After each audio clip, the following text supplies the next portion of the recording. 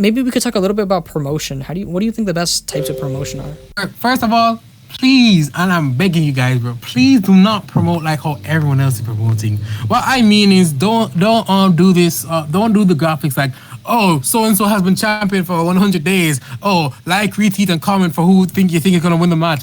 Don't do that, bro, because everyone does that, and maybe it doesn't really annoy you, but it annoys me because like there's so many other ways that you can promote things.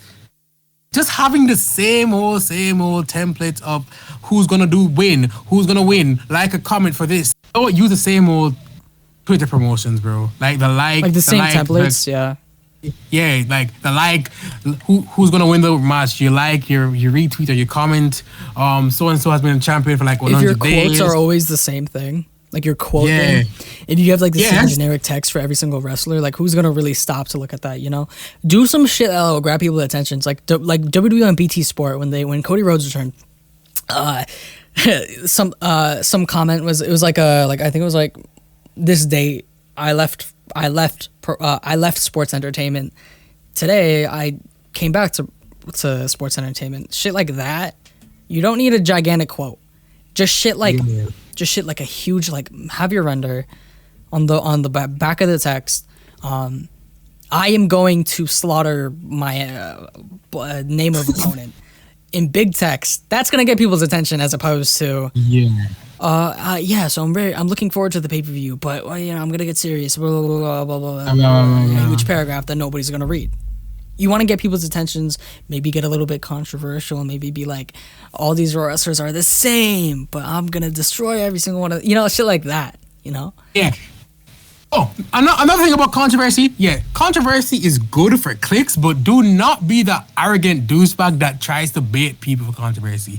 And what I mean by that is, you say some offensive shit, right? You allow your friend, you allow your roster member to do some offensive shit, and you just do it for controversy and say, oh, it gets attention to the Fed. I know Fed owners that have done that. Strangely enough, like, you may think it's not common, but people will do that shit. I don't know why. What comes over your mind that for you to do something offensive and then say, oh, all publicity is good publicity? Like, that's so dumb. So if you're going to be controversial, make sure it's not offensive. I don't mind controversy. I just mind offensive controversy.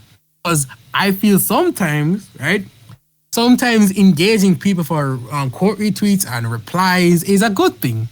It drags attention to your Fed, but don't make it be negative attention. Because if you're having negative attention to your Fed, nobody's going to go to your Fed. Honestly, like, nobody's going. Another thing is, things that detract people from coming is being too DMing. This is a big thing. DMing people to come to your Fed is not going to work. Don't do it. It never works. Okay, like it's super lazy. You're just going in another person's server, taking their hard work at the people that they promoted.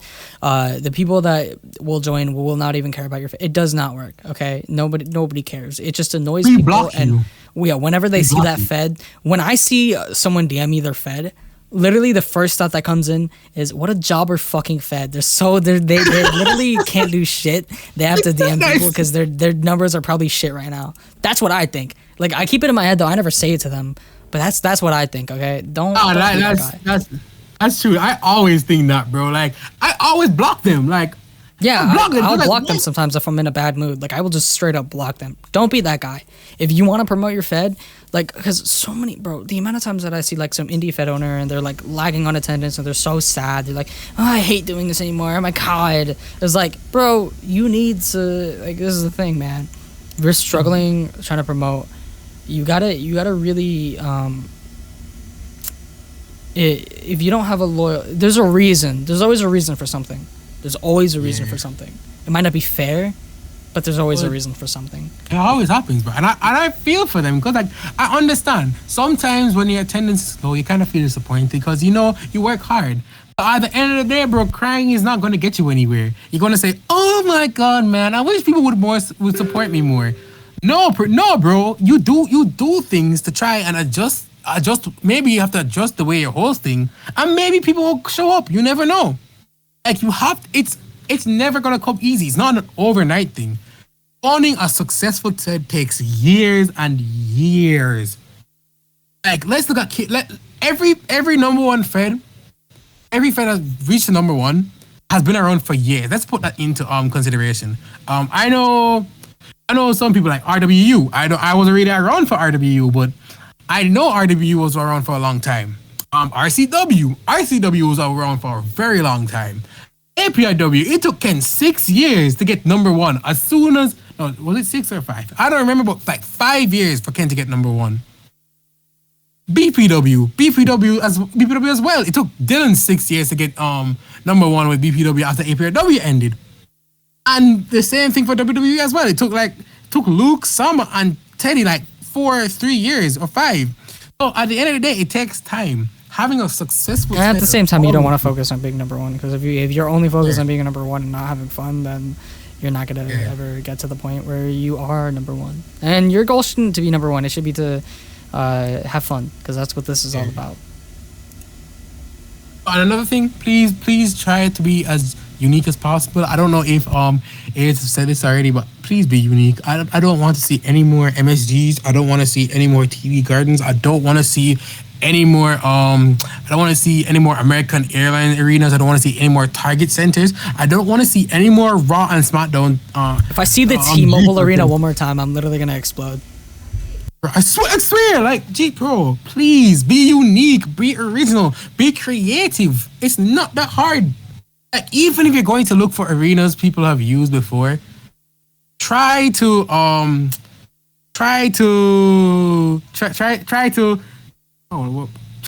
search up like obscure arenas. Like, here's one. Let me give you one. Arena. If that anyone that's listening, you have the Aztec Stadium, and you have the Akron Stadium, and you have the Estadio BBVA. And I know you may be wondering, why am I saying all of this? I'm saying all of this to say, like, there's so many other things you can use. Just using the standard American arenas, like American arenas, it's kind of lame, bro. And the same thing goes for the Jika templates, bro. Like, why are we using? Everyone has used Jika in their life, and I know it's rough for you guys. I know it's rough for y'all Fed owners, bro. I know it's rough for y'all Fed owners, but that something because you have to depend on the Jika thing. I know it's rough. I've been there. We've all been there. I do not want to see that Jika template PSD used. I think we're kind of straying away from how to grow the federation, but yeah. I'm sorry, my fault. I went to the I also kind of went off rails. But yeah, I think we've covered a lot, because it has been 25 minutes, just a long as. It's been 25 minutes. Yeah, man. We should just fucking do a podcast on this, because it's crazy how long I can go about this. But yeah, man. I think this is a good place to end it. But yeah, sorry. I just wanted to give you a time to notice. Continue though. No, it's fine. But yeah, just the main takeaways from this is be original. Work hard. Try to work hard on your Fed, and everyone to do everything for you. Try to work hard on yourself. Draw the line between roster members and friends. Don't be biased. Remember your limitations. Oh yeah, and punctuality, because if you say your friend is going to, and consistency. So do not postpone. Just do not have too many hiatuses, because it's just gonna kill attendance. So don't care about attendance so much. If your main goal of a Fed is to just have attendance, don't. Because many Feds have attendance, but it's boring as hell. And I'm sorry, I feel like I'm dragging this on for too long. But yeah, that's just from me. That's for me. Anything else, Ayers? Yeah, I had to say that was pretty much like all.